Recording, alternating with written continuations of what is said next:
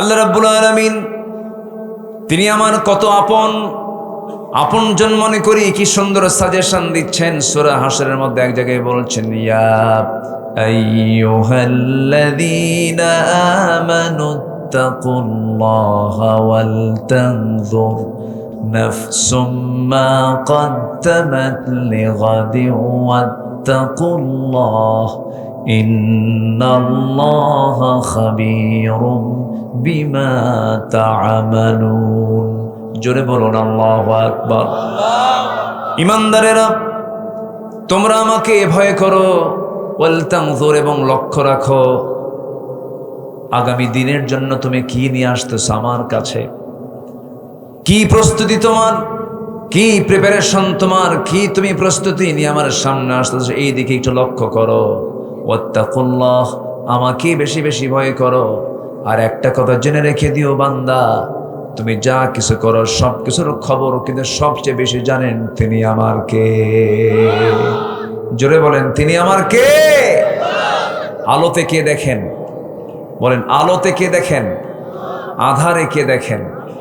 গোপন কে দেখেন? প্রকাশ্য কে দেখেন? সকল কিছুর মালিক কে? আমি কি করছি রাতে, কি করছি দিনে, কি করছি চিন্তায়, সব অটো রেকর্ড কার কাছে? আল্লাহর কাছে। আল্লাহ রাব্বুল আলামিন বলেন, ওয়ায়ালামু খাইনাতাল আ'য়ুনি ওয়া মা তুখফিস সুদূর। বান্দা, তুমি তোমার অন্তরে কি দানা বেঁধেছ, তোমার চক্ষু কি খেয়ানত করে, কোন দিকে তাকাও, কি করো। যুবক মানুষ, তুমি যুবতীর দিকে তাকায় থাকো, রঙিন চশমার ফাঁক দিয়ে বুঝি কেউ দেখে না, কিন্তু তিনি দেখেন তিনি আমার কে। সব আল্লাহ দেখেন, সব আল্লাহ অবজার্ভ করেন। সে আল্লাহ তাআলা আমার আপনার বিচার করবেন, তিনি হিসাব নেবেন। কাল কিন্তু তিনটা না, অতীত বর্তমান ভবিষ্যৎ দুনিয়ার হিসাব। কিন্তু কাল মূলত দুইটা, একটা হচ্ছে ইহকাল, বলেন আরেকটা কি? আরো জোরে, পরকাল। কোনটা চিরস্থায়ী বলেন, ইহকাল না পরকাল? পরকালের চিন্তা আমাকে আগে করতে হবে। আমরা কি দুনিয়া সাজাবো না আখিরাত সাজাবো? জোরে বলেন, দুনিয়া সাজাবো না আখিরাত সাজাবো? দুনিয়ার দরকার নেই। আস্তে কয়, অনেকে চুপচাপ। দুনিয়ার দরকার নাই, বিয়ে শাদী করবেন না, বাসর ঘর সাজাবেন না। কি কোন প্রয়োজন আছে কিনা বলেন? কেন বলেন, দুনিয়া সাজাবো না আখিরাত সাজাবো? আবার কয় আখিরাত। দুটাই, হ্যাঁ মাশাআল্লাহ, খুব সুন্দর উত্তর দিয়েছেন একজন। দুনিয়া না সাজালে আপনি আখিরাত সাজাবেন কেমনে? কিন্তু টার্গেট হবে আখিরাত। এই জন্য একটা দোয়া আল্লাহ রাব্বুল আলামিন আমাকে আপনাকে শিখিয়ে দিয়েছেন। আমার নবী যে এই দোয়াটা প্রায় প্রায় পড়তেন।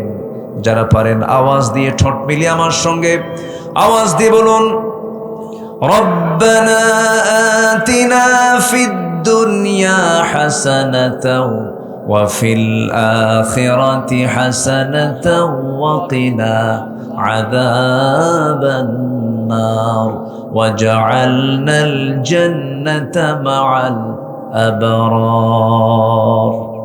এখানে কি দুনিয়া বাদ পড়ছে? আজ থেকে দুনিয়া বাদ পড়েছে?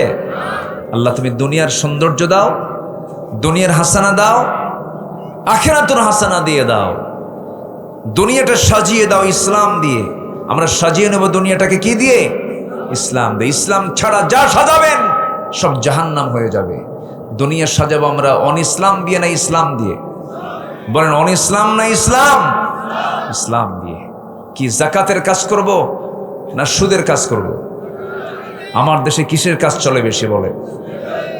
এদেশের কত পার্সেন্ট মানুষ সুদের সঙ্গে জড়িত বলেন? বলেন 1%।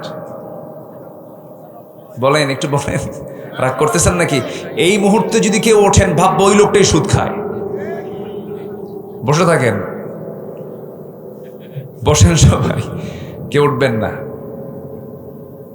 শোনেন, আমাদের দোয়াগুলো যায় কোথায়? আমরা এত দোয়া করি, কান্দি, দোয়া কবুল হয় না কেন? দোয়া কবুলের তো শর্ত আছে ভাই। 1 নম্বর শর্ত হলো সুদ ছাড়তে হবে। এ জাতি কি সুদ ছাড়ছে? বলেন, সুদ ছাড়ছে? এদেশের অর্থনীতি কি সুদবিহীন না সুদভিত্তিক? বলেন বলেন, সুদবিহীন না সুদভিত্তিক? সুদভিত্তিক, সুদের উপরে অর্থনীতি। যাকাত নাই, অথচ যাকাত আল্লাহ তাআলা ফরজ হুকুম দিয়েছেন। যাকাত কয় নাম্বার পিলার বলেন তো ইসলামের? ইসলামের ভিত্তি কয়টা বলেন? কয়টা ভিত্তি বলেন? ইসলামের ভিত হলো 5টা। কালেমা, এরপরে নামাজ, এরপরে কি বলেন? হ্যাঁ, রোজা। হ্যাঁ, কালেমা, নামাজ, রোজা, হজ, যাকাত। এটা হলো বাংলার সিরিয়াল, কিন্তু আরবির সিরিয়াল হলো বুনিয়াল ইসলাম আলা খামসিন শাহাদাতি আল্লা ইলাহা ইল্লাল্লাহ ওয়া আন্না মুহাম্মাদান আবদুহু ওয়া রাসূলুহু। নাম্বার 2 ওয়া ইকামুস সালাহ ওয়া আতুজ যাকাত ওয়াল হজ ওয়া সাওম রমাদান। যাকাত হলো 3 নাম্বার। যাকাত কয় নাম্বার? ইসলামের বেনা কয়টা বলেন? 5টা। 3 নাম্বারের বেনাটা কি বলেন? এই 5টা আঙ্গুলের মধ্যে সবচেয়ে বড় নখ কোনটা বলেন? বলেন বলেন, এই নখটা কি ছোট না সবচেয়ে বড়? বলেন, সবচেয়ে ছোট না সবচেয়ে বড়? তাহলে এই 5টা আঙ্গুল আল্লাহ পাক বানিয়েছেন, সবচেয়ে বড় বানিয়েছেন। প্রথম 2টা, শেষ 2টা না মাঝখানেরটা? মাঝখানেরটা। আপনি বিল্ডিং বানাবেন, বিল্ডিং যখন বানাতে যাবেন, ধরেন 5 কলামের বিল্ডিং অথবা 6 কলামের বিল্ডিং, 6 কলাম, পাশে 2টা, আরেক পাশে 2টা, মাঝখানে 2টা। বলুন তো ইঞ্জিনিয়ার কোন কলামে রড বেশি দেয়? বলেন কোন কলামে? আল্লাহ হাত বানাতে কোন জায়গায় বেশি হাত দিয়েছেন? বলেন কয়টাতে, কোনটাতে? মাঝখানে। আল্লাহ বলছেন আমি যাকাত দিলাম 3 নাম্বার পিলার করে, সেটাকে বাংলায় সিরিয়ালি টেনে নিয়ে গেছি 5 নাম্বারে। কি ভিত ঠিক আছে? আস্তে কি বলেন, ভিত ঠিক আছে না দুর্বল হয়ে গেল? দোয়া কবুল হবে কেমনে বলে? দোয়া কবুল হবে না তো। আমি যা বলবো সেই দোয়াই কবুল হবে, আমি যা চাইবো সেই চাই আল্লাহ পাক কবুল করবেন। কেন কবুল করবেন না? কিন্তু প্রশ্ন হলো, সমস্যা হলো, আমি যে চাইতে যাই, আমার মধ্যে আমি যে চাচ্ছি যে জিহবা দিয়া, আমি হাত তুলছি যে হাত দিয়ে, সে হাতের ভিতরে থাকা যে রক্তটা, এটা আমার হালাল না হারাম, এই চিন্তা কি আমাদের সবার আছে? মনে হয় রাগ করতেছেন আপনারা? রাগ করতেছেন নাকি? রাগ করা যাবে না ভাই, একটু মনোযোগ দিয়ে কথাগুলো শুনবেন। আজকে আমি মানে জাস্ট এমন একটা পয়েন্ট নিয়ে আমি কথা বলতে চাচ্ছি। সংশুদ্ধতার আগে, সব পরিশুদ্ধির আগে আমার শুদ্ধ হতে হবে বাহিরেরটা না ভিতরেরটা? বাহিরেরটা না ভিতরেরটা? ভিতরেরটা। আমার ভিতরটা শুদ্ধ হবে কেমনে? আত্মশুদ্ধি হবে কেমনে? কোরআন এটার জন্য 10টা পন্থা জানিয়ে দিয়েছে। কয়টা পন্থা বলেন তো? 10টা পন্থা। আমি কিন্তু একটাও বলিনি, আমি একটা একটা করে বলবো, যদি ফজরও লাগে শুনতে হবে কিন্তু। কারো কোনো আপত্তি নাই তো? আমি ভয় দেখাচ্ছি কিন্তু, আমি এত দূর যাব না, একটু আমার দিকে তাকান। আত্মশুদ্ধির 10টা পন্থা কোরআন থেকে আমি যতটুকু পেরেছি স্টাডি করে ভাঙ্গাচোরা আমি বের করেছি। এর মধ্যে 1 নম্বর হলো সূরা তাহরিমের সে আয়াতের দিকে আমি যাচ্ছি। সূরা তাহরিমের 8 নম্বর আয়াত আল্লাহ রাব্বুল আলামিন ঈমানদারকে ডাক দিয়ে বলছেন, তোমরা যদি নিজের শুদ্ধতা নিয়ে আসতে চাও, নফসকে যদি ঠিক রাখতে চাও, 1 নম্বর কাজ হলো তোমরা তওবা করো। কার কাছে? আসতে বলুন, তওবা করো কার কাছে? আল্লাহর কাছে। তওবা মানে হলো নির্দিষ্ট কোনো দোয়া না। তওবা মানে নির্দিষ্ট দিনে নির্দিষ্ট রাতে গিয়ে চোখের পানি ফেলে কান্দার নাম কিন্তু তওবা না। তওবাটা হলো আমি চুরি করেছি, আর জীবনে চুরি করব না, এটার নাম কি? তওবা। আমি বিড়ি খাইছি জীবনে, বহু খাইছি, আর জীবনে খাবো না, এটার নাম কি? তওবা। বিড়ি খাওয়া তো সুন্নতে মুআক্কাদা। আসতে কয় এই জাতি নামাজ বেশি পড়ে না বিড়ি বেশি খায়? বেশি জরুরি কোনটা, নামাজ না বিড়ি? বলেন, বিড়ি না নামাজ? এত বিড়ি জাতি খায়। কোন ভোট করতে গেলে আগে কোটি টাকার বিড়ির বাজেট করতে হয় প্রার্থীদের। তাহলে ভোট প্রার্থী যারা, এরাও কোন বেকায়দার, আর যারা জনগণ যারা বিড়ি নেয় এরাও কোন বেকায়দার। রাগ করতেছেন নাকি আপনারা? বিড়ি। এ জাতি সামান্য বিড়ির কাছে ইমান বিক্রি করে ফেলে। বাস্তব। আমাদের সময় নষ্ট করার কোনো সুযোগ নেই। যে ব্যক্তি সময়কে নষ্ট করবে এটা হত্যার চেয়েও অপরাধ বেশি। সময় নষ্ট করা যাবে না, একটা সেকেন্ড সময় আমরা নষ্ট করব না, বাজে কোনো কাজে যাব না, বাজে কোনো কথায় যাব না, সেই বান্দাই জান্নাত পাবে। জোরে করেন সুবহানাল্লাহ। আল্লাহকে সময়ের বিচার নেবেন। কিসের বিচার করবেন বলেন? সময় দিয়েছিলাম। এই পৃথিবীর সেরা মানুষ মুহাম্মদ সাল্লাল্লাহু, তিনি বেঁচে ছিলেন কত বছর বলেন? 63 বছর। তিনি কি বিফল না সফল? ব্যর্থ না মহা সফল? সফল। সময় নষ্ট করেছেন, কিন্তু সময় নষ্ট করে ফেলি আমরা। কোন একটা ভুল কাজ হয়ে গেছে, সঙ্গে সঙ্গে তওবা করে নেব, চোখের পানি ফেলে ফেলে কাঁদবো। আপনি দুনিয়ার কারো কাছে কান্নাকাটি করবেন, আপনাকে সেই কান্নার মূল্য সে দেবে না। স্বামীর কাছে বউ কাঁদবে, বউ কান্নাকাটি করবে, স্বামী বলবে মেয়ে মানুষ এমন করেই কান্দে, মেয়েদের চোখের পানি এমনি এমনি চলে আসে, কোনো মূল্য আপনি পাবেন না। পুরুষ কাঁদবে, মহিলা বলবে পুরুষ মানুষের কেমন পুরুষ যে কান্দে, চোখে পানি আনে। পৃথিবীর কেউ আপনাকে কান্নার মূল্য দেবে না। কিন্তু আপনি গুনাহ করেছেন, গুনার কথা কাউকে না বলে বেড়ায়া, গুনার কথা কারো কাছে না জানায়া, আপনি যদি এই গুনার জন্য অনুতপ্ত হয়ে, যে হৃদয়ে গুনাহ করার পরে যে দিলটা অনুতপ্ত হয় সেই হলো ইমানদার। যে ব্যক্তি গুনাহ করার পর অনুতপ্ত হৃদয়ে চোখের পানি ফেলে নীরবে নিবৃতে ঘরের কোণে বসে, মসজিদের কোণে বসে কাউকে না জানায় আল্লাহর কাছে বলবে, আল্লাহ যে গুনাহটা গতকালকে করেছি তোমার কাছে ওয়াদা করছি এই গুনাহ জীবনে আর কোনোদিন করব না। আল্লাহর কসম, ওই বান্দার সমস্ত গুনাহ আমার আল্লাহ মাফ করে দিবেন। জোরে কোন সুবহানাল্লাহ। এটার নাম তওবা। এটার নাম কি বলেন? তওবা, ফিরে আসা। আত্মশুদ্ধির এক নাম্বার পন্থা এটা। ভুল হবে না কেন ভাই? কেন ভুল হবে না? ভুল তো আমার হবেই, গুনাহ তো আমার হবেই। এই যোগ্যতা আল্লাহ পাক আমাকে দিয়ে পাঠিয়েছেন। ফেরেশতার গুনাহ করার যোগ্যতা নাই। ফেরেশতা কি বিয়ে শাদী করে? তার কি বউ বাচ্চা আছে? তা আমরা বিয়ে শাদী করি, বউ বাচ্চা আছে, কামাই টামাই করার আগে ভুল টুল হয়। কিন্তু ভুলের একটা মাত্রা আছে। আপনি থাপ্পড় মারলেন একজনকে, সে কি, তাকে কি ফাঁসি দেওয়া হবে? না। থাপ্পড় মারলেন, বেয়াদবির একটা হয়তো বা হালকা একটা বিচার হবে। কিন্তু আপনি থাপ্পড় না দিয়ে গুলি করলেন, দুটোই দোষ। দুই দোষ কি একরকম? না। আমার আপনার দ্বারা ভুল হবে, কিন্তু সেই ভুল হওয়া যাবে না যে ভুল হলে পরে আল্লাহ পাক সেই ভুলকে মাফ করবেন না। সেটা হলো কিছু কিছু কুফরি গুনাহ আছে, শিরকের গুনাহ আছে, বেদাতের গুনাহ আছে। এটা আমি একটু পরে বলবো, কোন কোন গুনাহগুলো আল্লাহ পাক মাফ করবেন না, আমাকে মনে করে দিবেন ভুলে গেলে পরে। আমি খুবই একটা আনন্দ পাচ্ছি, একটা বাতাস মনে হয় চালু হয়েছে না, চতুর্দিক থেকে একটা বাতাস মনে হয় ফিল হচ্ছে, একদম the gentle bridge is blowing, মানে খুব মৃদুমন্দ বাতাস আসতেছে। খুব গরম ছিল, বলি আলহামদুলিল্লাহ। আমাকে সময় দিচ্ছেন তো? নিজের ভিতরের আত্মশুদ্ধির 10 পন্থার মধ্যে 1 নম্বর পন্থা হলো তওবা করব কার কাছে? আসতে বলবেন, তওবা করব কার কাছে? আল্লাহর কাছে। আল্লাহ সবচেয়ে বেশি খুশি হন যখন বান্দা তওবা করে। বান্দা যখন ফিরে আসে, দুনিয়ার জিন্দেগি তাকায় দেখেন, বাবার 4 ছেলে, 4 ছেলের মধ্যে সবটাই ভালো, 3টাই ভালো, কোনো সমস্যা নাই, কিন্তু একটা একটু বেশি দুষ্ট। সেই বাবার টান সবচেয়ে বেশি কোনটার দিকে থাকে বলেন? বলেন কোনটার দিকে থাকে? দুষ্টের দিকে থাকে। 3টার দিকে তার কোনো নজরই নাই, কোনো খেয়াল নাই।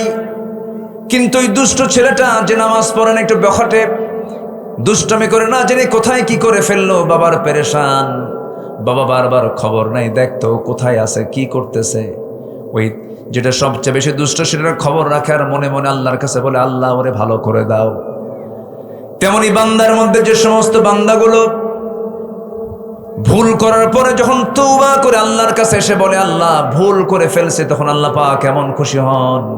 ফেরেশতাকে ডাক দেবেন, ও ফেরেশতারা, এই বান্দাগুলো আমাকে দেখলো না, এই বান্দা আমাকে চিনল না, এই বান্দা আমাকে কোরআনকে বিশ্বাস করে, আমাকে মহব্বত করে আমার কাছে এসে তওবা করে আমার কাছে জানান দিয়ে দিল, সে আর গুনার কাছে যাবে না।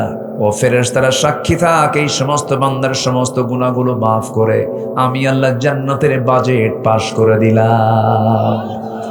আমার নবীর সহিহ হাদিস, আত-তাইবু মিনাজ যামবি কামান লা যামবা লাহ, যারা তওবা কবুল হয়ে যায় তার পূর্বের জীবনের আর কোনো গুনাহ চুল পরিমাণ থাকে না। জোরে বলি সুবহানাল্লাহ। তওবা কি একবার না বারবার? আমার রাসূল সারা দিনে 100 বারেরও বেশি বার তওবা করেছেন।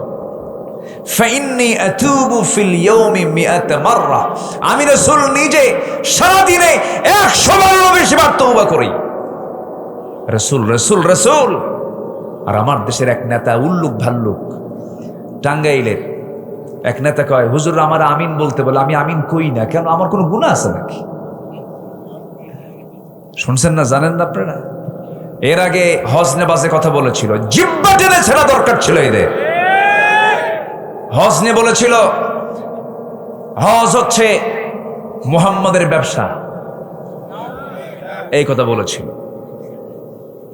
আবার কয়েকদিন আগে বলল, হুজুর আমার আমিন কই থেকে, আমি আমিন কই না কেন, আমার তো কোনো গুনাই না, আমি আমিন কব কেন?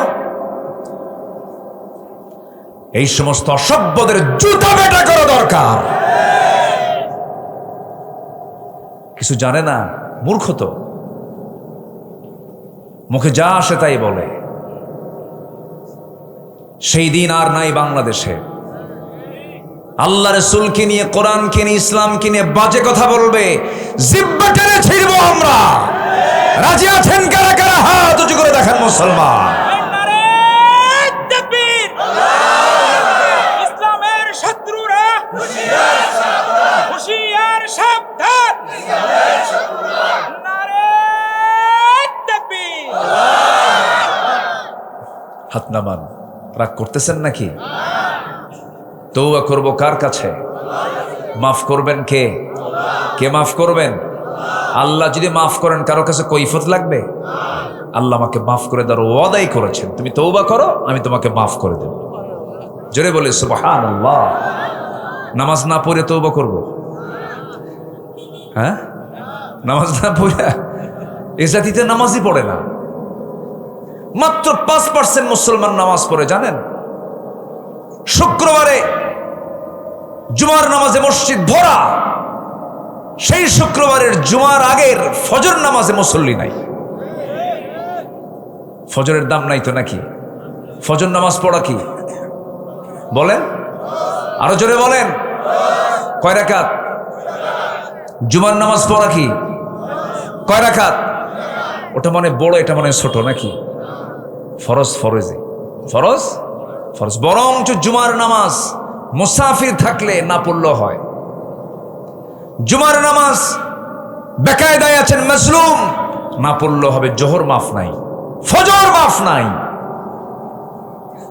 সেই ফজরের মুসল্লি, মসজিদ পাকা, মসজিদ এসি, টাইলস লাগানো, মুসল্লি মোটে 3 জন, ইমাম, মুয়াজ্জিন আর খাদেম।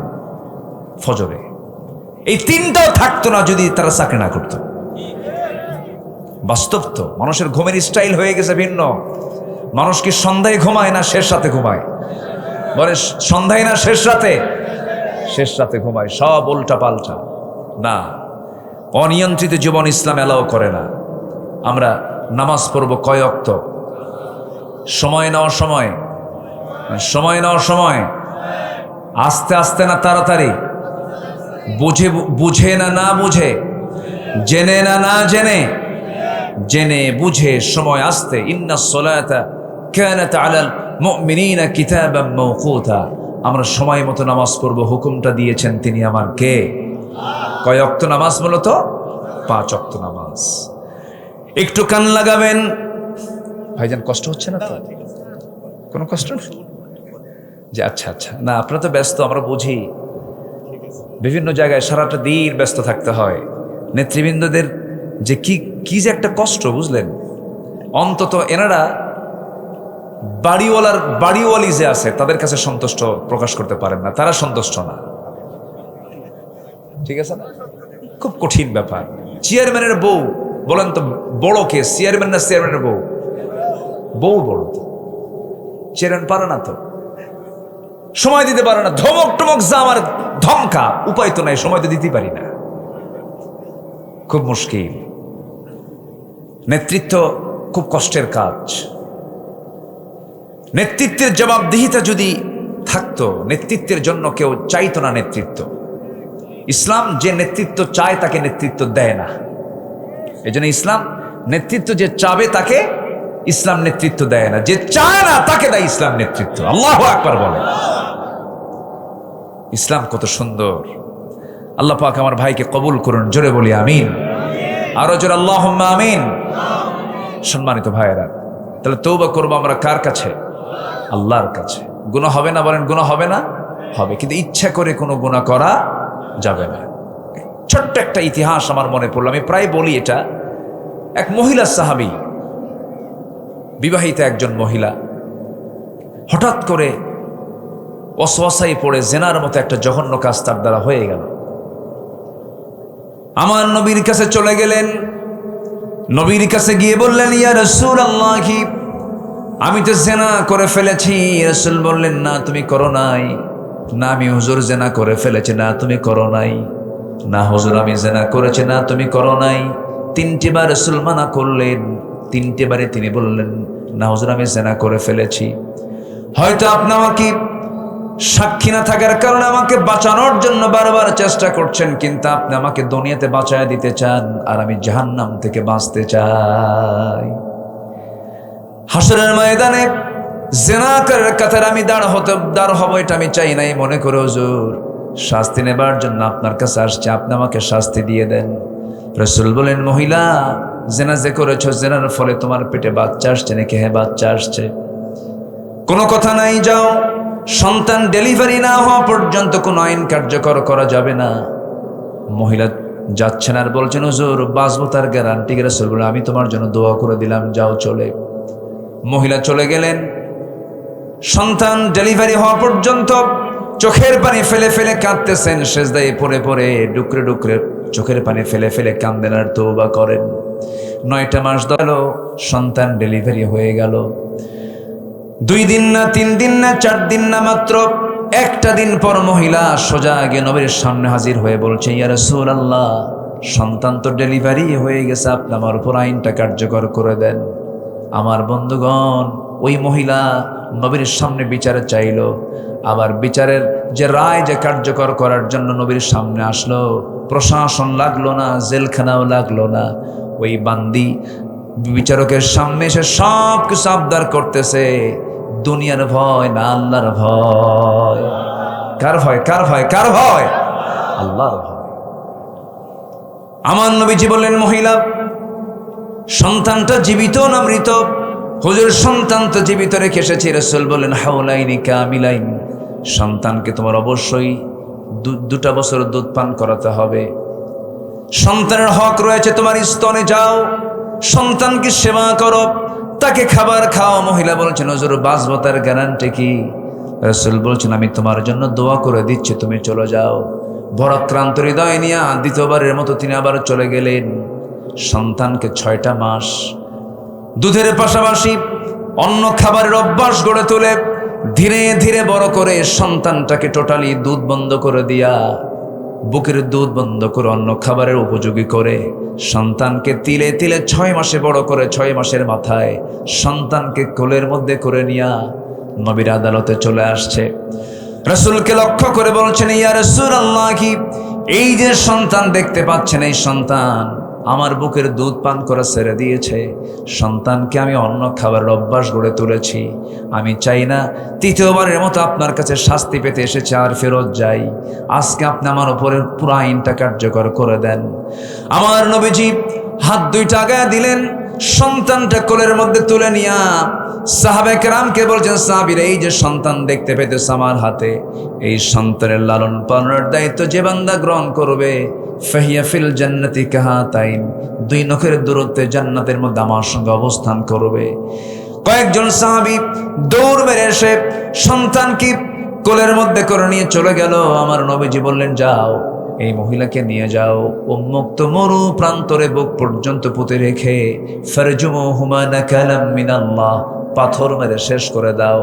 ইসলামী জেনার শাস্তি আড়ালে না প্রকাশ্যে? বলেন আড়ালে না প্রকাশ্যে? প্রকাশ্যে। ধরেন নওগাঁর জন্য নওজোয়ান মাঠ, বগুড়ার সাতমাথা, রাজশাহী রংপুরের মডার্ন মোড়, ঢাকার জিপিও পল্টনের মোড়, গুলিস্তানের মোড়, এইরকম করে করে যদি যারা জেনাকার, যারা ধর্ষক, এমন জাতীয় অপরাধী যারা আল্লাহর এই নির্দিষ্ট ফর্মুলা যদি ফলো করে যদি দু একটা আইন যদি কার্যকর করা হয়, এমন দৃশ্য যদি যুবকদের চোখে ধরা পড়ে যে আল্লাহর কাসাম পরের দিন থেকে সমস্ত জেনা ধর্ষণ বন্ধ হয়ে যাবে। আসতে কোন কেন? আল্লাহই জানেন কোন আইনে কোন পন্থায় বান্দার কল্যাণ সবচেয়ে বেশি জানেন। তিনি কে? সূর্য বানিয়েছেন কে? সূর্যের উপকারিতা, সূর্যের যে কল্যাণ আমরা পাই, এটা সম্পূর্ণ অবদান কার? আল্লাহ। যে আল্লাহ সূর্য দিয়েছেন, সে আল্লাহ আইনগুলো দিয়েছেন। সে আইনের বিরুদ্ধে কথা বলার কিছু দুঃসাহস আমার দেশের কিছু কুলাঙ্গারদের মাঝে মাঝে লক্ষ্য করা যায়। বলে ফেলে এগুলো মধ্যযুগ আইন, এগুলো আইন চলতে পারে না, এগুলো বেহুদা কথা, বাজে কথা, ইমান বিরোধী কথা, ইমান বিধ্বংসী কথা। কোরআন ছিল, আছে, থাকবে। সম্মানিত ভাইরা, কোরআনের ভিতরে যে উত্তরাধিকার আইন যে আছে, বাপ মারা গেলে, মা মারা গেলে সন্তানরা যে সম্পদগুলো পায়, তার আত্মীয় স্বজনরা সম্পদগুলো পায়, মিরাস, অংশ বন্টন, গোটা পৃথিবীর কোন আইনে এমন মজবুত আইন নাই, কোথাও পাবেন না। আমেরিকাতে একটা আইন পাশ হলো, একটা ফ্যামিলির সবচেয়ে বড় দায়িত্বশীল তারা মনে করলো বড় ভাই, বাবার বড় সন্তান সবচেয়ে বেশি কষ্ট করে। ওরা বলল যে সব ভাই বোনের চাইতে বড় ভাইয়ের সম্পদের পরিমাণটা একটু বেশি হতে হবে। তারা আইনটা পাশ করলো এর উপরে ভিত্তি করে। পরের 10 বছর দেখা গেল ম্যাক্সিমাম ফ্যামিলিতে বড় ভাই মার্ডার। বড় ভাই কি মার্ডার। পৃথিবীর মানুষের তৈরি করা আইন দিয়ে কোনোদিন শান্তি আসতে পারে না। শান্তি আসবে একমাত্র কার আইন দিয়া? আসতে বলবেন না, কার আইন দিয়া? আল্লাহর আইন দিয়ে। আমার নবীজি সাহাবীকে অর্ডার দিয়ে দিলেন, চলে গেল। মহিলাকে কাপড় চোপড় পড়ায়া দিয়া, সতর ঢেকে দিয়া, বুক পর্যন্ত পুঁতে রেখে পাথর যখন মারা হলো, এমন সময় সাইয়েদনা আলী ওই মহিলাকে পাথর মারছিলেন। মহিলার শরীর থেকে ছিটকে এসে কিছু রক্ত তার হাতে লাগলো। ছিটকে এসে রক্ত লাগার সঙ্গে সঙ্গে নাসিকা কঞ্চিত করলেন, নাক শিকায় তুললেন, মনে মনে চিন্তা করলেন, আহারে জেনাকারিনীর নাপাক রক্ত আমার গায়ে এসে লাগলো। ঠিক একই কথা নবীর সামনে যখন পুনরাবৃত্তি করলেন, রাসূল বলছেন, ও আলী, তুমি কার রক্তকে নাপাক রক্ত বলো? তুমি কি জানো ওই সাহাবীর রক্ত দুনিয়াতে স্পর্শ করার পূর্বে আল্লাহ পাক তাকে জান্নাতের মেহমান বানায়া নিয়েছে। ও আমার আলী, বেশি কিছু বলতে যেও না, যা বলেছো বলেছো, জানাজার আয়োজন করো। ওই মহিলার জানাজার দায়িত্ব আমি কাউকে দেব না, আমি রাসূল নিজে তার জানাজার দায়িত্ব গ্রহণ করলাম। জানাজার সময় চলে এলো, রাসূল জানাজা পড়ায়া দিলেন। জানাজা শেষান্তে নবীজি কান্না বিজড়িত কণ্ঠে বলছেন, সাহাবীরা রে, কিছুক্ষণ আগ পর্যন্ত আমরা যে মহিলার জানাজা সম্পন্ন করলাম, এই মহিলা জীবনের শেষ সময় পর্যন্ত যে পরিমাণ তওবা করেছে, যে পরিমাণ চোখের পানি ফেলে ফেলে কেঁদেছে, রুকু করেছে, সেজদা করেছে, এই তওবা যদি এই মদিনার 70 জন গুনাহগারদের মাঝে যদি বন্টন করে দেওয়া হতো, ওই 70 জনকে আল্লাহ রাব্বুল আলামিন মাফ করে সবাইকে বিনা হিসেবে জান্নাত দিয়ে দিতে। এই মহিলা রেহাই পেয়েছেন তওবার মধ্য দিয়া। আমরা তওবা করব কার কাছে? আসতে বলবেন না, কার কাছে? আল্লাহর কাছে। আল্লাহ রাব্বুল আলামিন তওবার কথা একবার না বারবার বলেছেন। সূরা তাওবা নামে একটা সূরা নাযিল করেছেন। সূরা তাওবা সূরা আছে না?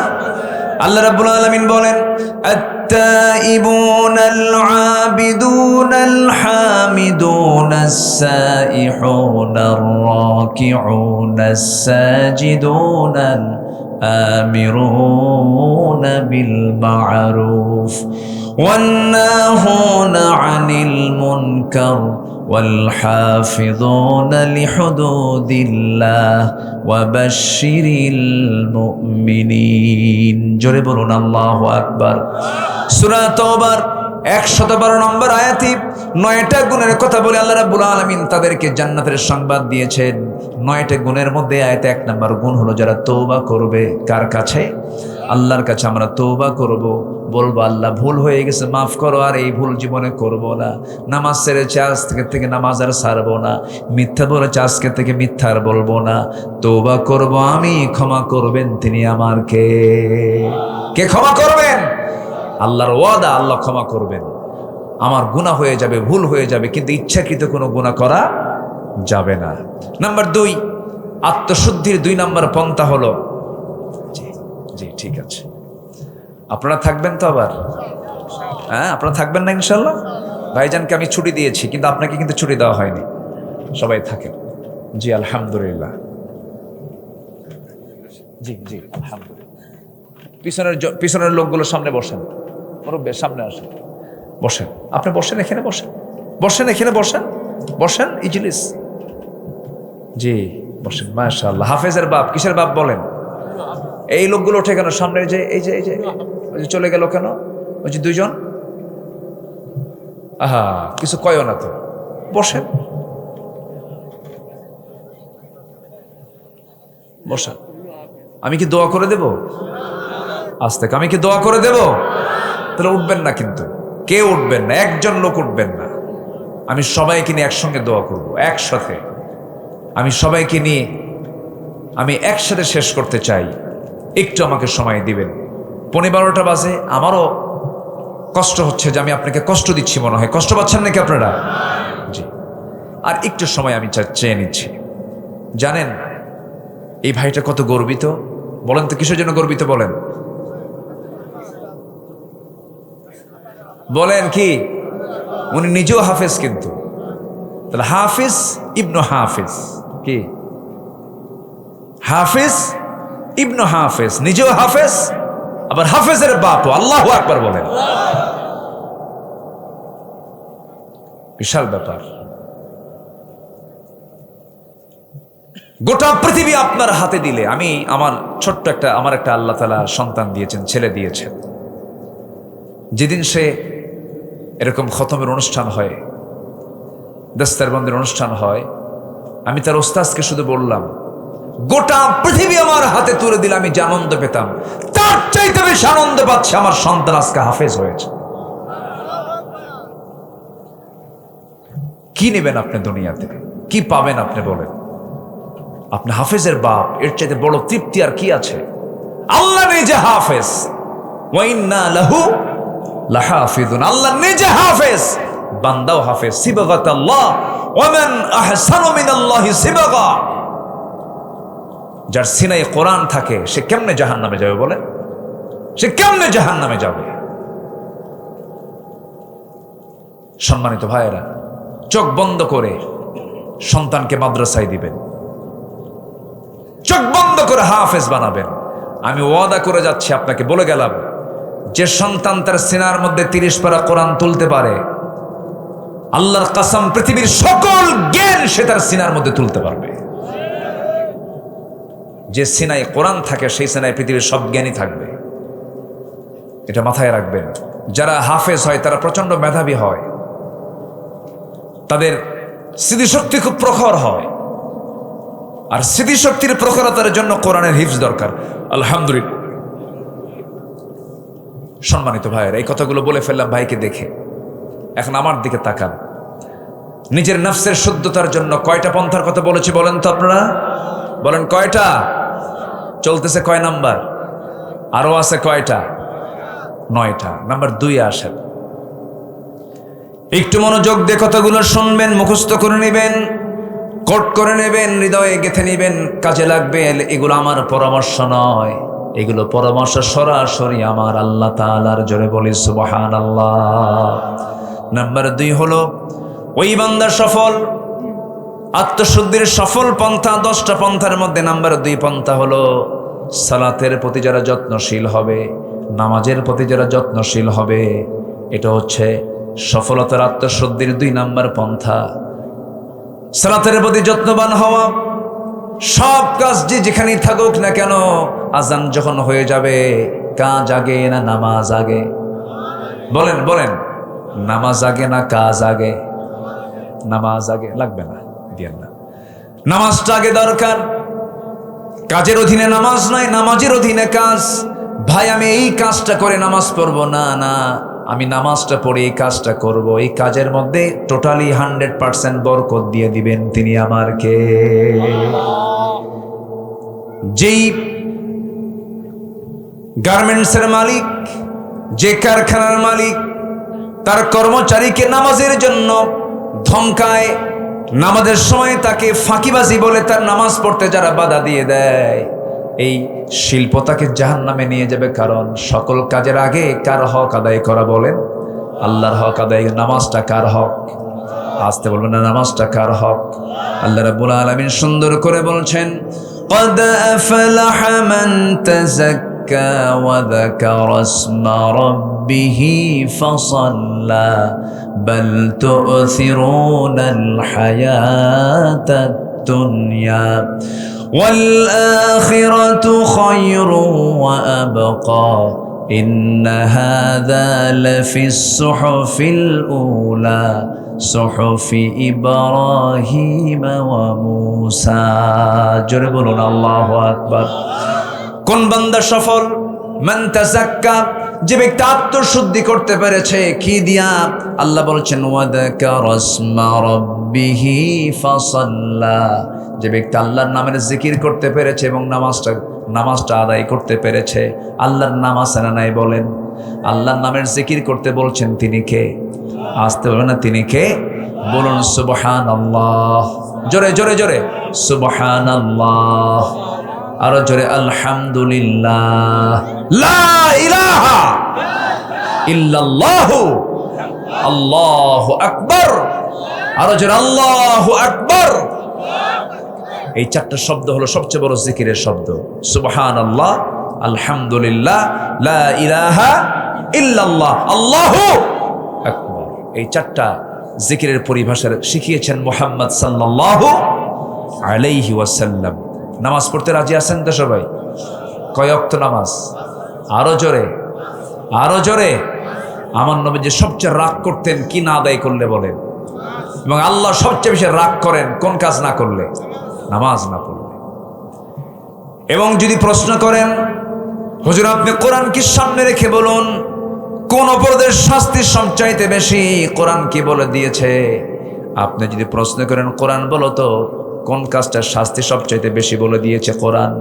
কোরআন সুন্দর করে জানিয়ে দিচ্ছে, বান্দাকে সতর্ক করার জন্য জানিয়ে দিচ্ছে, ফাখালাফা মিন বা'দিহিম খালফুন আদাউস সালাতা ওয়াত্তাবাউশ শাহাওয়াত ফাসাউফা ইয়ালকাউনা গায়্যা। জোরে বলুন আল্লাহু আকবার।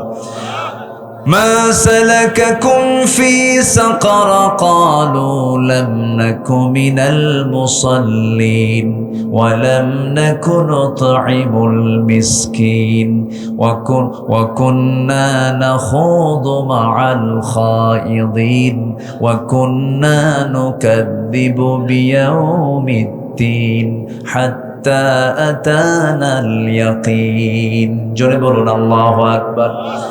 কোরআন তুমি বলে দাও সবচাইতে কঠিন শাস্তি কোন অপরাধের? কোরআন বলে দিচ্ছে, যে ব্যক্তি নামাজকে নষ্ট করবে, নফসের দাসত্ব করবে, মন যা চাই তাই করবে, মন চায় মানুষের বাড়িতে আগুন ধরায়া দেই, মন চায় মানুষের জমি দখল করি, মানুষের পুকুর দখল করি, মন চায় ওই লোকটার বিরুদ্ধে মামলা দিয়ে তাকে জেল খাটাই, ওর বিরুদ্ধে তকমা লাগায় দেই, এরকম ধরনের লোক বুঝি নওগাঁতে নাই? আসতে বলবেন না, আছে না নাই? আল্লাহ পাক বলছেন যারা নফসের তাবেদারি করবে আর নামাজকে যারা নষ্ট করবে, আমি আল্লাহ শুধু জাহান্নাম দেব না, জাহান্নামের গাই নামক গর্তের মধ্যে, গাই ফাসাউফা ইয়ালকাউনা গাইয়া, গাই এমন একটা গর্তের নাম যে গর্তের নাম শুনলে জাহান্নাম পর্যন্ত সেই গর্তকে ভয় পায়। সেই গর্তের মধ্যে আল্লাহ পাক ঢুকাবেন নামাজ না পড়লে। সবাই কি নামাজ পড়তে রাজি আছেন? ইনশাআল্লাহ। একটা বিষয়, জি হাত তোলেন দেখি, জোরে বলি ইয়া আল্লাহ। আরো জোরে ইয়া আল্লাহ। আমাদেরকে 5 ওয়াক্ত সালাত আদায় করার তৌফিক তুমি আল্লাহ দিয়া দাও। জোরে বলি আমিন, আরো জোরে আমিন। হাত নামান। যে নেতা নামাজ না পড়বে ওই নেতার নেতৃত্ব মানা যাবে না। যে দলে নামাজ নাই সেই দলের নেতৃত্ব মানার কোনো দরকার। যে জনসভায় গেলে পরে ফজর, যে জনসভায় গেলে পরে জোহর কাজা হয়, আসর কাজা হয়, মাগরিব কাজা হয়, যে দলের দলীয় জনসভায় নামাজের কার্যসূচি নাই সেই দল করা হারাম, সেই নেতৃত্ব মানা যাবে না মুসলমানের। ঠিক কিনা? মানা যাবে না, মানবো না। নেতা মানতে গিয়ে আমাদেরকে হিসাব করে মানতে হবে, কারণ হাসরের দিন আল্লাহ তাআলা ব্যক্তি একজনকে তুলবেন না, ব্যক্তিকে তার নেতা সহ তুলবেন। ইয়াওমা নাদউ কুল্লা উনাসিম বিইমামিহিম, কিয়ামতের দিন আমি আল্লাহ প্রত্যেক ব্যক্তিকে তার নেতা সহ ডাকবো। যদি আপনার নেতা যদি গাঁজা খায়, গাঁজা করে সঙ্গে উঠতে হবে। যদি চান্দাবাজ হয়, চান্দাবাজ নেতার সঙ্গে আপনাকে উঠতে হবে। তাহলে বলেন, নেতা নির্বাচন করতে গেলে আমাদের চিন্তা করার দরকার আছে না নাই? নেতা খারাপ হলে আমার জন্য হাসরের দিন বিপদ না নিরাপদ? বলেন, বিপদ না নিরাপদ? মহা বিপদ হয়ে যাবে। আমরা এগুলোকে খেয়াল করার চেষ্টা করব। জোরে বলি ইনশাআল্লাহ, আরো জোরে বলি ইনশাআল্লাহ। সম্মানিত ভাইয়েরা, সম্মানিত বন্ধুগণ, নামাজের ব্যাপারে আমরা যত্নশীল হব। আমার নবীজির লাস্ট মেসেজ, পৃথিবী থেকে যখন তিনি বিদায় নেন, বিদায় লগ্নে কিন্তু মানুষ পরিবারের কথা বলে, নিজের কথা বলে, সন্তানদের কথা বলে। আমার নবীজি বিদায়ের শেষ ভাষণ, বিদায়ের যে শেষ সেন্টেন্স, শেষ যে কথা, তা কি ছিল বলেন? আরো জন, তা কি ছিল বলেন? নামাজ। বউ যদি নামাজ না পড়ে কি করবেন বলেন? বুঝাও কাম হয় না, কি করবেন? দেখছেন একজনকে পিটাতে হবে না কি জানি করে। এত অ্যাকশনে গেলে কি কাম হয়? হ্যাঁ, ওয়াহজুরুহুন্না ফিল মাদাজি'i, কত কথা আসছে, কত সিস্টেম আসছে, কত পদ্ধতি আসছে। কয় হুজুর নামাজ না পড়লে পিটাবো, এটা উত্তর হলো বলেন তো? বউ কি পিটানোর জিনিস না আদরের জিনিস বলেন? এই আস্তে কন কেন? বউ কি পিটানোর জিনিস না মোহাব্বতের জিনিস? একটু জোরে কোন মায়েরা শুনো। কি পিটানোর না মোহাব্বতের?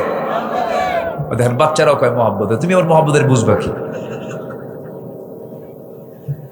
মাশাআল্লাহ, ওরা মোহাব্বত করতে শিখবে ইনশাআল্লাহ। জোরে বলি ইনশাআল্লাহ। সুন্দর করে বোঝাতে হবে। আমার বন্ধুগণ, ঘরকে নামাজ দিয়ে সাজাতে হবে। কি দিয়া? ফার্নিচার না নামাজ? বলেন, ফার্নিচার না নামাজ? ঘরকে নামাজ দিয়ে সাজাতে হবে। ছেলেকে বলতে হবে বাবা ওঠো নামাজ, মেয়েকে বলতে হবে বাবা ওঠো নামাজ, বউটাকে বলতে হবে বউ তোমার এই হাত দিয়া তুমি আমাকে রান্না বান্না করে খাওয়াবা, নামাজটা পড়ো। ওযু বানায় নাও। একটা হাদিস বলি, আপনি শোনেন মনোযোগ দিয়া। প্রত্যেক বান্দার কাছে শেষ রাত্রিতে ফজরের একটু আজানের একটু আগে তাহাজ্জুদের সময় প্রত্যেকটা ব্যক্তির কাছে শয়তান এসে শিওরে বসে 3টা গিট মারে। কয়টা গিট মারে বলেন? 3টা গিট মারে। গিট মারা বোঝেন তো কি? গিরা দেওয়া, গিট্টো দেওয়া, বাঁধন দেওয়া, 3টা গিট দিয়ে দেয়। এই 3টা গিট মেরে শয়তান চলে যায়। আমার রাসূল বলেন, ও সাহাবীরা, শয়তানের বেঁধে দেওয়াই 3টা গিট যদি তোমরা ছুটাতে চাও, 3টা আমল করবে। নাম্বার 1 হলো, আজান যখন তোমার কানে আসবে আস্তে করে তোমার বিছানা থেকে তোমার পিঠটা সরায় নিবে, একটা গিট ছুটে যাবে। এরপরে তুমি সুন্দর করে ওযু বানাবে, 2 নাম্বার গিটটা ছুটে যাবে। এরপরে তুমি ওযু বানায় নামাজের নিয়তে মসজিদের দিকে রওনা দেবে। প্রত্যেকটা কদমে কদমে 10টা করে নেকি লেখা শুরু হয়ে যাবে। নামাজ যখন শুরু করবে 3 নাম্বার গিটটাও ছুটে যাবে। পরবর্তী 24 ঘন্টা শয়তান তোমার কাছে ওয়াসওয়াসা দেওয়ার জন্য আসার সাহস পাবে না। জোরে কোন সুবহানাল্লাহ। তার শয়তানের গিটটা ছুটানোর জন্য কোন নামাজ আগে দরকার বলেন? বলেন, কোন নামাজ আগে দরকার? একটা আদর্শ গ্রামের বৈশিষ্ট্য কি? জোহরে মুসল্লি বেশি হওয়া, আসরে মুসল্লি বেশি হওয়া না ফজরে মুসল্লি বেশি হওয়া? ফজরে মুসল্লি বেশি হওয়া। ফজরে সবাই বাড়িতে থাকে, হিসাব হবে ফজরে কতজন মুসল্লি নামাজ পড়লো। এটা আদর্শ গ্রাম। সাজানোর দরকার আছে না নেই? সাজানোর দরকার আছে না নাই? সাজাতে হবে গ্রামটা। কি মাতব্বর যারা আছেন গ্রামের বৈঠক একদিন দিয়ে বলবেন, শোনো এদিকে আসো, সারা জীবন অনেকের বিচার করলাম, মাতব্বরি করলাম, কিয়ামতের দিন আল্লাহ যদি আমাকে নামাজের ব্যাপারে প্রশ্ন করে বসেন, গ্রামের লোকজনকে নিয়ে নামাজের ব্যাপারে কোনো পরামর্শ করছিস নাকি বল, উত্তর দেব কি? সুন্দর করে ডাকবেন, ডাক দিয়ে বলবেন, ও গ্রামবাসী, তোমরা আমাকে দায়িত্ব দিয়েছ, আমি ফজরে মুসল্লি পাই না, আমি আল্লাহর কাছে কি জবাব দেব? একটু কেঁদে ফেলবেন, সবাইকে দরদ নিয়ে মোহাব্বত নিয়ে বলবেন, একদিন বলবেন, 2 দিনের বৈঠকে বলবেন, সুন্দর কাজ হয়ে যাবে। দেখবেন একটা গ্রামের প্রত্যেকটা বাড়ি থেকে যদি ফজরের সময় যদি মসজিদে চলে আসে, আল্লাহর কসম করে বলি, ওই গ্রামটা হয়ে যাবে জান্নাতি গ্রাম। জোরে কোন সুবহানাল্লাহ। ঘরটাকে জান্নাতি ঘর বানায় ফেলেন। ফজর যখন হয়ে যাবে, আপনি বাবা সবার আগে উঠবেন, ছেলেকে ডাক দিবেন, বলবেন সালাত সালাত সালাত সালাত সালাত সালাত, বারবার বলবেন। সুন্দর করে সে নামাজে দাঁড়ায় যাবে। মসজিদে গিয়ে জামাত পান নাই, বাড়িতে আজান দিয়ে ফেলবেন, সুন্দর করে আপনি নামাজের ইমাম হয়ে যাবেন। আপনার বউ পিছনে দাঁড়ায় যাবে, সন্তান ছেলে আপনার পাশে দাঁড়াবে, মেয়েরা তার মার পাশে দাঁড়াবে। এমন করে সুন্দর করে কাতার করে বাড়িতে নামাজের পরিবেশ তৈরি করে ফেলবেন। আপনি কি জানেন, যে পরিবারে নামাজটা ঠিক মতো আছে, আল্লাহর কসম, সেই পরিবারে শয়তান ওয়াসওয়াসা দিতে পারে না। সুন্দর করে নামাজের পরিবেশ তৈরি করবেন। বউটাকে আস্তে করে ডাক দিয়ে বলবেন, বউ দেখো, তোমার সঙ্গে আমার কত গভীর সম্পর্ক, আমার যৌবন তোমার কাছে, তোমার যৌবন আমার কাছে। আমাদের দুইজনের সম্পর্কের মধ্যে দিয়ে যে সন্তানগুলো, ফুটন্ত গোলাপগুলো পরিবার সুন্দর করে ছড়িয়ে পড়েছে, আমার সন্তান, তুমি কি চাও শুধু দুনিয়ার মার্কেটে একসঙ্গে যাব না, আমরা যদি জান্নাতের মার্কেটে একসঙ্গে মার্কেটিং করতে চাই, চলো না আমরা দুজন মিলে নামাজ পড়ি। দেখবেন দুজন নামাজ পড়া শুরু হয়ে গেছে। সুন্দর করে বলবেন, আমার নবজি দুনিয়া থেকে যখন বিদায় নেবেন, একবার হোশ একবার বেহোশ, রবিউল আউয়াল মাস চলে আসছে, আমার নবীজির দেহের মধ্যে বিষক্রিয়া দেখা দিয়েছে। নবীজিকে ইহুদির বাচ্চারা বিষ মেরেছিল, বিষ খাদ্যের মধ্যে দিয়েছিল। আমার বন্ধুগণ, যে ইহুদির বাচ্চারা আমার নবীর মতো প্রাণপ্রিয় নবীর খাবারের মধ্যে বিষ ঢুকাতে পারে, সে ইহুদির বাচ্চারা মুসলমানদের কোনোদিন কল্যাণ করতে পারে নাকি? আসতে বলবেন না, পারে নাকি?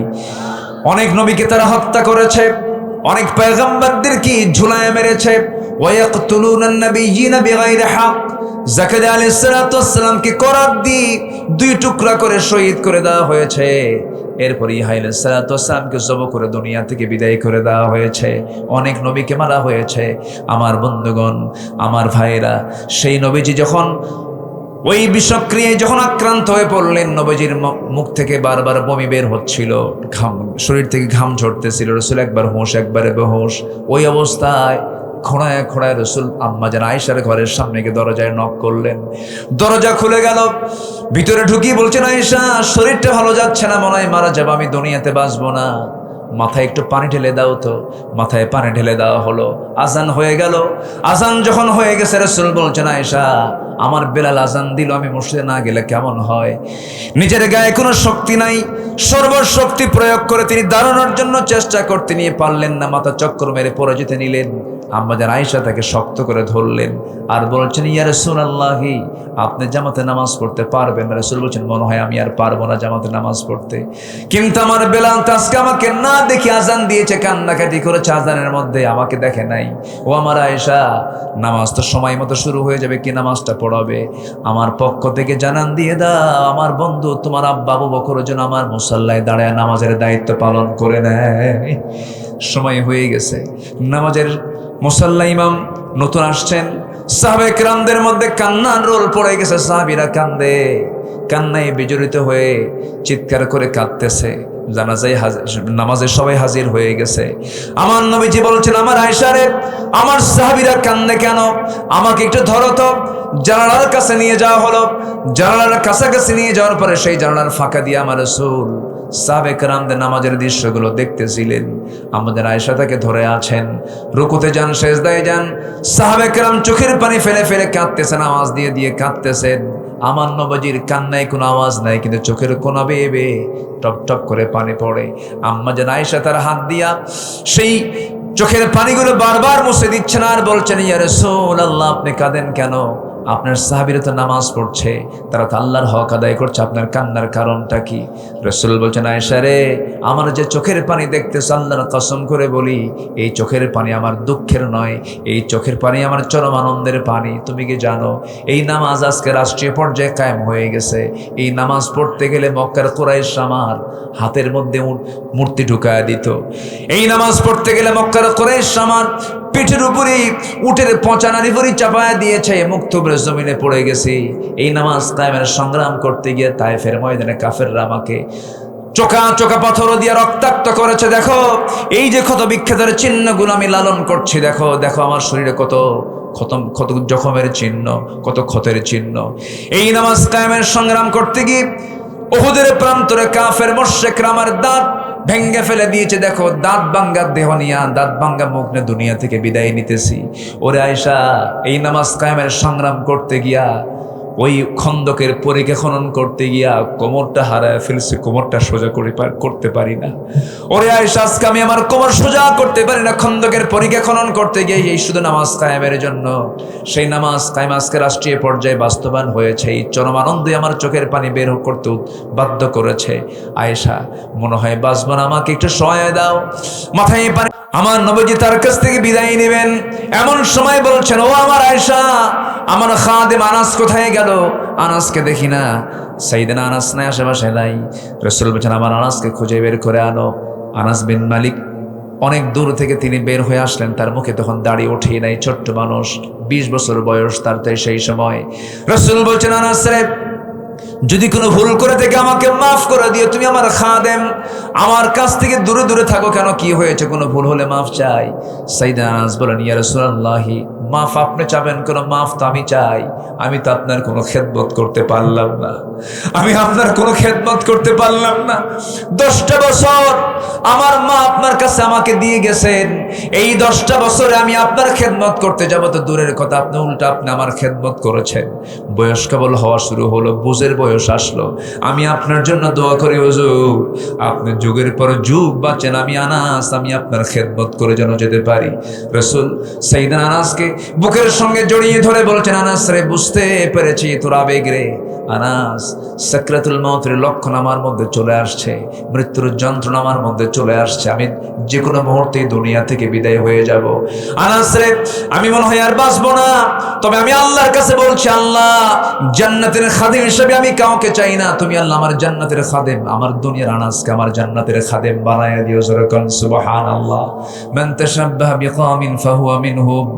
আমার নবী যেই কথাগুলো বলে দুনিয়া থেকে বিদায় নিচ্ছিলেন, এমন সময় বলছেন, আয়েশা, দেখো তো আমার কলিজার টুকরা, আমার দেহের টুকরা, আমার ফাতিমা কোথায় রে? দেখো তো আমার ফাতিমা কই গেল? ফাতিমা নাম শব্দ নেওয়ার সঙ্গে সঙ্গে নবীর সামনে হাজির হয়ে গেছেন। কোন আওয়াজ নাই, কোন শব্দ নাই, শুধু চক্ষু বেয়ে বেয়ে টপ টপ করে পানি পড়ছে। রাসূল বলছেন, আওরে ফাতিমা, এই দিকে আয়। সহিহ সিয়াসিতের হাদিস, নবীজি তাকে পাশে বসালেন, কানের মধ্যে মুখ ঢোকায় বলছেন, কানে কানে কি যেন বললেন। আম্মাজান আয়েশা হাদিসটা বর্ণনা করে বলেন, কি যেন কানে কানে বললেন, কান্না থেমে গেল। শুধু এতটুকুন বলেন, ফাতিমা, কেঁদো না, কেঁদো না। দুনিয়ার জিন্দেগিতে আমি যেমন তোমাকে দূরে রাখতে দেই নাই, দূরে থাকতে দেই নাই, আমি দুনিয়া থেকে বিদায় হয়ে যাব। আমার বিদায়ের পরও তুমি আমার পরপরই দুনিয়া থেকে বিদায় হবে, কবরের জিন্দেগিতে তুমি আমার সাথে সাথেই থেকে যাবে। ফাতিমাকে সান্ত্বনা দিলেন। এরপরে রাসূল দুনিয়া থেকে বিদায় নেবেন। এমন সময় রাসূল আস্তে করে ডাক দিয়ে বলছে, আয়েশা রে, আমি বুঝি দুনিয়া থেকে বিদায় হয়ে যাব, আমার সাহাবীদের সঙ্গে তো আমার আর কোনো কথা হলো না, আমি তোমাকে সর্বশেষ একটা মেসেজ দিয়ে দেই। আমার উম্মতকে সারা জীবন ভালোবেসেছি, সারা জীবন উম্মতের জন্য কেঁদেছি, আমি আমার উম্মতকে ছাড়া জান্নাত যেতে চাই না। আমার উম্মতকে বলে দিবা, আমার উম্মতরা যেন কখনো 5 ওয়াক্ত নামাজ না ছেড়ে দেয়। ভাইরা, সে নামাজকে আমরা পড়বো, জোরে বলি ইনশাআল্লাহ, পড়বো।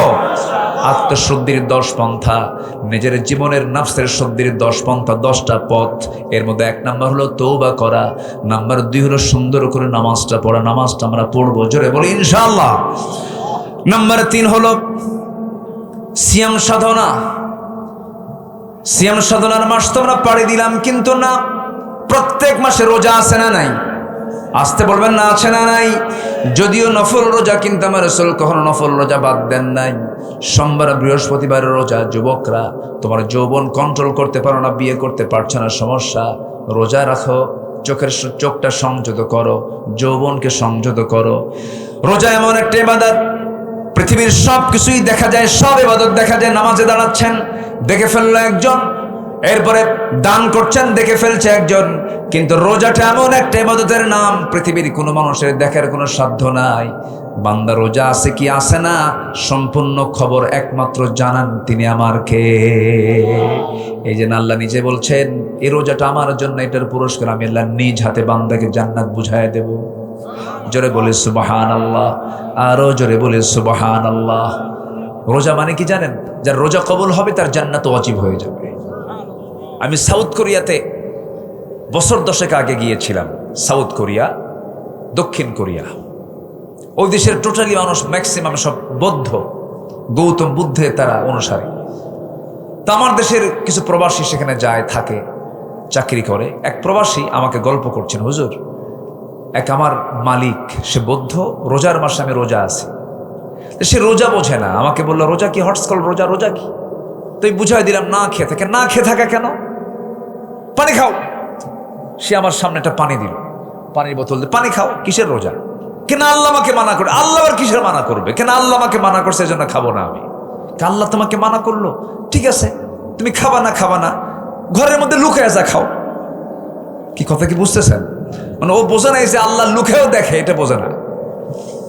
তো বললো আমার আল্লাহ এমন আল্লাহ যিনি লুকে খেলেও খায়, লুকে খেলেও দেখে, গোপনে খেলেও দেখে, প্রকাশ্যে খেলেও দেখে। আশ্চর্য হয়ে, তাই তোমার আল্লাহ গোপনেও দেখে, প্রকাশ্যেও দেখে, আর তুমি সেই আল্লাহকে ভয় করে রোজা আছো? তোমার দেশের মানুষ কি করে? আমার দেশের মানুষে সবাই রোজা রাখে। বলতেছে তোমার দেশের মানুষ তো খুব বড় আল্লাহওয়ালা, কোনো অপরাধ করে না, কোনো চুরি ডাকাতি করে না, নাকি? কি আস্তে কয়, আস্তে কয়। তাহলে ওই বৌদ্ধর যে ধারণা, সেই ধারণাই তো রাইট। জাল্লার ভয়ে খায় না আড়ালে, জাল্লার ভয়ে কোনো পানি খায় না, কোনো কিছু খায় না, বৈধ স্ত্রীর কাছে সে যায় না আল্লাহর ভয়ে। সে তো আল্লাহ বলাই, সে তার মতো ভালো মানুষ তো হওয়ার কথা না। তাহলে এত রোজাদার আমার দেশে থাকার পরও চুরি আসে না নাই, ডাকাতি আসে না নাই, তাহলে কেমন কি রোজা হলো আমাদের বলেন? তাহলে আত্মশুদ্ধির জন্য নকল রোজার দরকার না, আসল রোজার দরকার। বলেন কি রোজার দরকার? আসল রোজা। আমরা আসল রোজা পালন করব, জোরে বলি ইনশাআল্লাহ। নাম্বার 4 হলো আল্লাহর জিকির করা। আল্লাযীনা আমানু তাতমাইন্নু কুলুবুহুম বিযিকরিল্লাহ আলা বিযিকরিল্লাহি তাতমাইন্নুল কুলুব। জোরে বলুন আল্লাহু আকবার। নাম্বার 5 হলো আত্মশুদ্ধির জন্য নাম্বার 5 নাম্বার পথ হলো কোরআনের সাথে সম্পর্ক বেশি রাখবো আমরা। এই কিতাবের সঙ্গে সম্পর্ক বেশি যার, আল্লাহর সঙ্গেও সম্পর্ক বেশি তার। এই কিতাবকে সুন্দর করে পড়বো, তিলাওয়াত, কিরাআত, দিরাসাত, তাদাব্বুর সব মিলিয়ে আমার সঙ্গে কোরআনকে আমার সঙ্গে আমার লালন করতে হবে, বুঝতে হবে। আপনি কি জানেন এই কোরআন একদিন আমাকে আপনাকে সুপারিশ করে জান্নাতের দরজায় পৌঁছায়া দেবে? জোরে বলি সুবহানাল্লাহ। এই জন্য দুনিয়ার দল করব না, কোরআনের দল করব। আরো জোরে ওয়াদা করে যান, দুনিয়ার দল না কোরআনের দল। আরো জোরে বলেন, দুনিয়ার দল না কোরআনের দল, দুনিয়ার দল না কোরআনের দল, দুনিয়ার দল না কোরআনের দল। মনে যেন থাকে। জোরে বলি ইনশাআল্লাহ। নাকি বের হওয়ার পরে ভুলে যাবেন? নাম্বার 6 হলো সেজদায় বেশি বেশি ক্রন্দন করা। ইয়াখিরুনা লিল আযকানি ইয়াবকুন ওয়া ইয়াজিদুহুম খুশুআ। জোরে বলুন আল্লাহু আকবার। নাম্বার 7 হলো হালাল রিজিক উপার্জন করা। কুলু মিনাত তাইয়্যিবাত ওয়া আমালু সালিহান ইন্নী বিমা তা'মালুনা আলিম। জোরে বলুন আল্লাহু আকবার।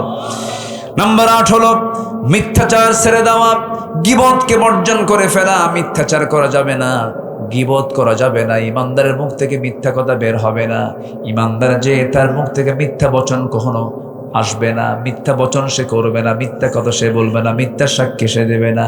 আমার দেশে এমন সাক্ষীও দেখেছি বিগত 16 বছর সাক্ষীর জন্ম হলো 76 আর ঘটনা হলো 71। হ্যাঁ কি কি বলেন বলেন বলেন, কি ঘটনা কি? 71। সাক্ষীর জন্ম কোন সাল?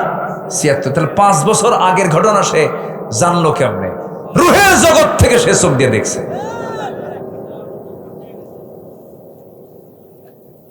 এগুলো দেখছে আমার কত বছর? 16 বছর। কত বছর? 16 বছর। ফেরাউন পৃথিবীতে বেঁচে ছিল হলো 1600 বছর, এরা ছিল 16 বছর। সংখ্যার যে মিল হলো কেমনে বুঝলাম না।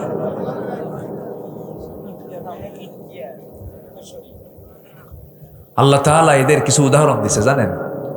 আল্লাহ তাআলা এদের কিছু উদাহরণ দিছে, যেরকম আল্লাহ তাআলা মশার উদাহরণ দিয়েছেন। কিসের উদাহরণ বলেন তো? মশা। মশা মশা কি করে আমাদের বলেন? কামড়ায় কিনা? মশা কামড়ায়। আল্লাহ তাআলা কোরআনের ভিতরে মশার কথা বললেন, তো কাফেররা বলল ফায়াকুলুনা মাযা আরাদাল্লাহু বিহাদা মাসালা, তোমার আল্লাহর কি দরকার ছিল যে এই মশার উদাহরণ কোরআনে ঢোকানো? এর এত বড় একটা কিতাব, এটা এর মধ্যে মশা কেন? বলে ফেল। কিন্তু কেন যে মশা ঢুকালেন এই যে এ দেখেন, বুঝবেন। আচ্ছা বলেন তো, মশাকে দেখে আমরা ভয় পাই না মশা আমাকে দেখে ভয় পাই? বলেন বলেন, আমি কি মশাকে দেখে ভয় পাই না মশা আমাকে দেখে ভয় পায়? মশারি টাঙ্গায় কে? কে মশারি টাঙ্গায়? তাহলে ভয় পায় কে? কি ঠিক আছে কিনা বলেন? আচ্ছা, তাহলে ছোট্ট মশা, কিন্তু এই মশা এত ভয়ঙ্কর।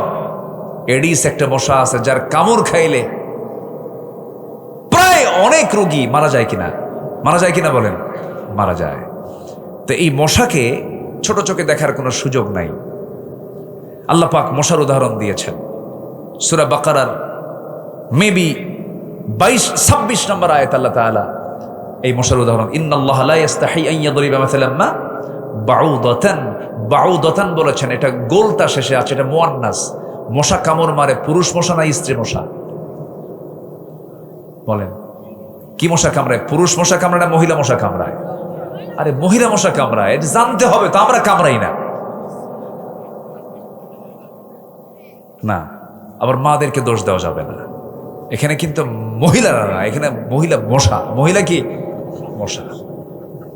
আচ্ছা, মহিলা মশা কামড়ায়। এই মহিলা মশাটা কামড়ায়। আল্লাহ পাক 1500 বছর আগে কিন্তু মহিলা মশার কথাই বলেছেন। এই মশাটা যখন আপনার হাতে যখন পড়ে, আপনার চামড়ায় যখন পড়ে, ভাইটার এই যে চামড়ায় যখন পড়লো কোনো মশা, মশা যখন পড়লো, মশা পড়ার সঙ্গে সঙ্গে মশা আগে চিন্তা করে ওর চোখ থেকে আমি কেমন করে আড়াল হব, সে যেন না টের পায়। সে মশাটা যখন কোনো চামড়ায় পড়ে, চামড়ায় পড়ার সঙ্গে সঙ্গে সে তার মুখের সামনের একটা অংশ থেকে কিছু মেডিসিন সে বের করে ফেলে। দেখবেন দুনিয়াতে কোনো অপারেশন যদি জটিল হয়, অ্যানেস্থেসিয়া করে, অজ্ঞান করে। কি করে? অজ্ঞান করে, অ্যানেস্থেসিয়া করে। এই জায়গাটা সেলাই দেবে, অ্যাক্সিডেন্ট করেছেন, যদি আপনি এইটুকু অংশ যদি সেলাই অ্যানেস্থেসিয়া না করেন, অজ্ঞান না করেন, ওই যে ব্যথার তীব্রতায় আপনার মৃত্যু হতে পারে। এই জন্য আগে অ্যানেস্থেসিয়া করে নেয়। মশা যখন কোনো চামড়ায় যখন পরে আগে করে কি? আগে অ্যানেস্থেসিয়া করে, আগে অজ্ঞান করে নেয়।